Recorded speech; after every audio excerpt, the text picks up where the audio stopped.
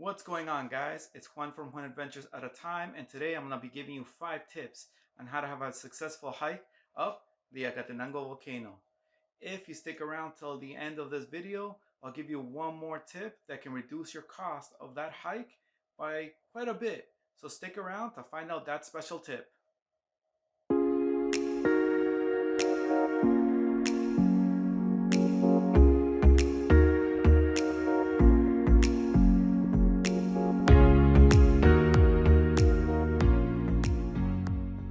The first tip, and I think it would be one of the most important tips because you're going to be having to rely on this little piece of advice through your whole hike up and your whole hike down, is prepare yourself mentally.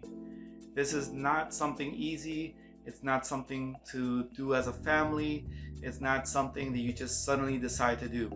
Acatenango is one of the hardest hikes you're going to have, especially in Guatemala.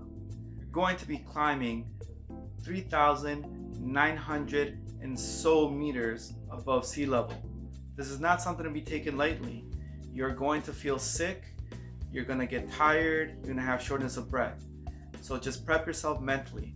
Learn to talk yourself out of wanting to quit, because you're going to want to quit at some point. Trust me, whether you're doing it in 1-day hikes or in 2-day hikes, you will want to quit. So prep yourself mentally. Tip number 2. Let's talk about your equipment.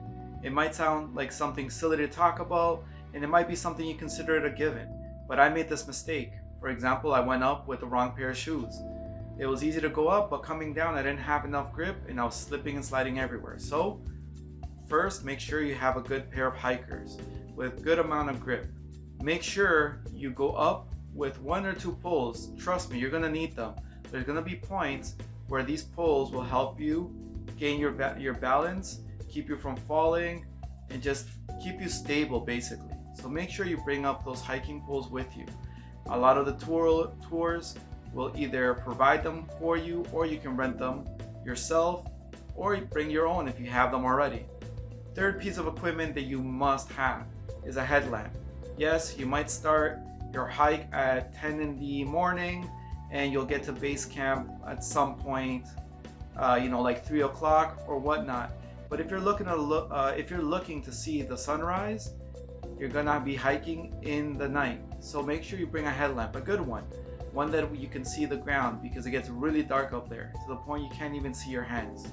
Another piece of equipment that you should bring with you is some kind of nausea medication. For example, I brought gravel.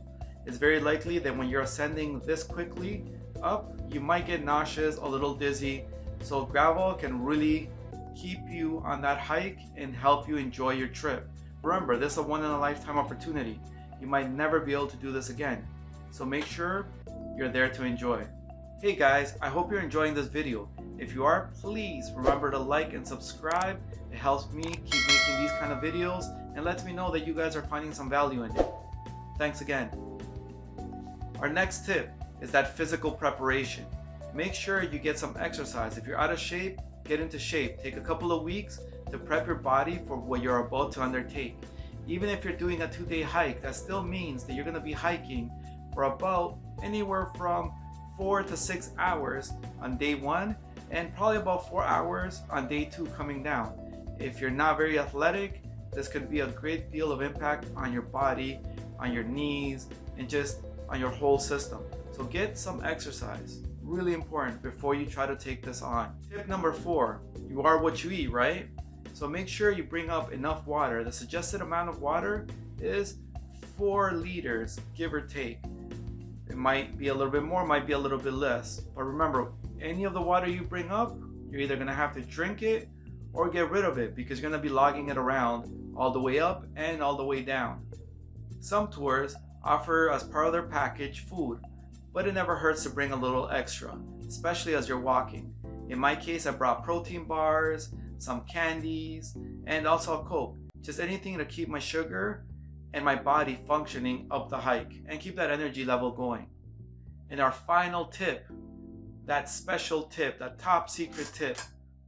So this is tip 5. So if you want to go up Acatenango, you can hire a tour company just like everybody else does, which will cost you anywhere between $130 to maybe $200 American. It all depends where you're getting it, how long the trip is, and what is included. The way of getting this a lot cheaper is actually driving out to the town that's right underneath Acatenango. It's called La Soledad. It's roughly about an hour or so away from Antigua. When you get there, what you need to do is find yourself a guide. The majority of the people in that town either work directly or indirectly with guides. So ask around and you'll find somebody that'll be willing to take you up. This way you'll be able to get a private guide. You'll go up at your own leisure. You won't have to try to keep up with a group of people, and you'll get more of a one-on-one experience as to what Acatenango has to offer. I did it. I saved quite a bit of money. The difference is that I did it in one shot up. So I went up in the evening and came back first thing in the morning. So my hike started at 10:30 in the night, and I came back down, and I was back to base by 10 o'clock in the morning.